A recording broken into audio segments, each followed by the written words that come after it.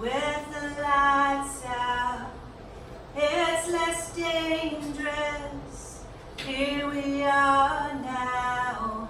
Entertain us. I feel stupid and contagious.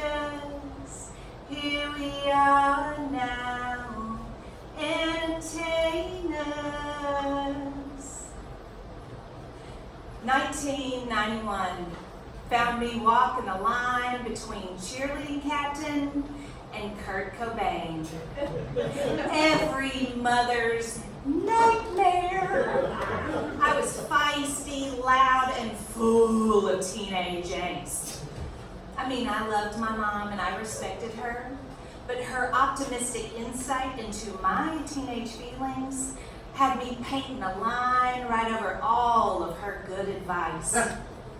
My teen spirit smelled like Bath and Body Works and swallowed feelings as I became a bad idea factory, churning out a conveyor belt of proclamations of how my mother did not know anything, and punctuating those moments with slam doors. She's overboard and self-assured. Oh no, I know a dirty word. Hello, hello. Ooh, we both earned a reprieve the summer before my junior year when I attended Governor's School for the Arts. My friend Aaron Baker and I worked diligently on our portfolios together to get in. Now Aaron, he was every mother's dream. Like, he was a joy Viking. He was steadfast and unwavering with his kind-hearted nature just beaming through his blonde buzz cut and goofy grin and Nordic 6'2" frame. He was like the Fonz of spandex. He would show up to school in this god-awful bicycle outfit, completely unfazed in a sea of Iggy Pop t-shirts and a vast array of Izod plaid. Now, Aaron became my fresh voice of reason that summer. He thwarted my other friends' attempts to smuggle me off campus from Governor's School, and he dismantled my pithy quips by turning them into something softer and somehow funnier. I started that summer just spinning my wheels, and then I started spinning clay, juxtaposing perspectives that then changed my perspective and then led me into finding my authentic voice. Yeah, by the end of that summer, art had changed my alchemy.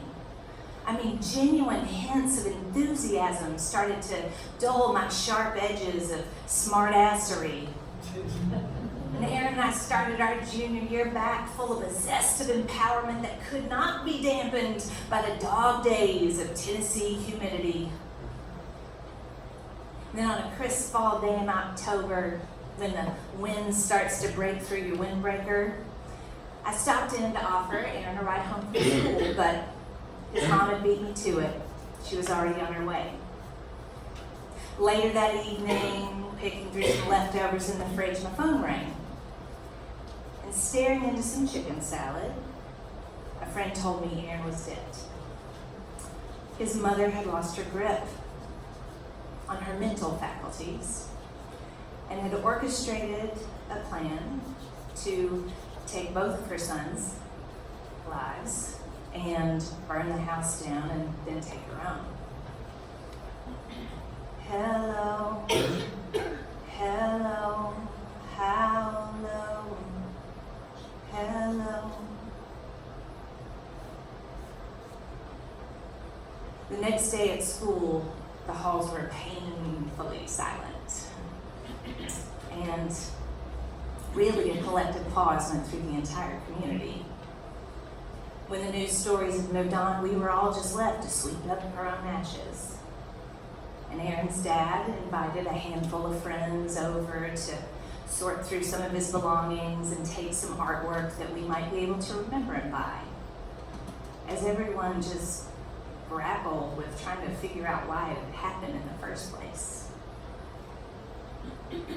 I stopped slamming doors, and I started leaving them slightly ajar to my mom's insight onto my teenage feelings. And I was amazed at her ability to talk through all levels of uncomfortable emotions with anyone who showed up traumatized at our kitchen table. The consummate teacher, she just kept asking us to get curious with our pain and to dig in deeper and see if there might be something that we might find that was meaningful from this experience.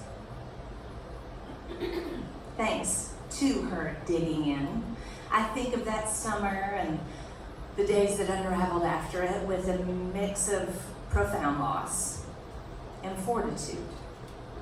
I mean, it drove a stake in the ground in the importance of what it means to relish every laugh line and each moment of escape through a sketch pad, and it taught me to lead a life that didn't have regrets.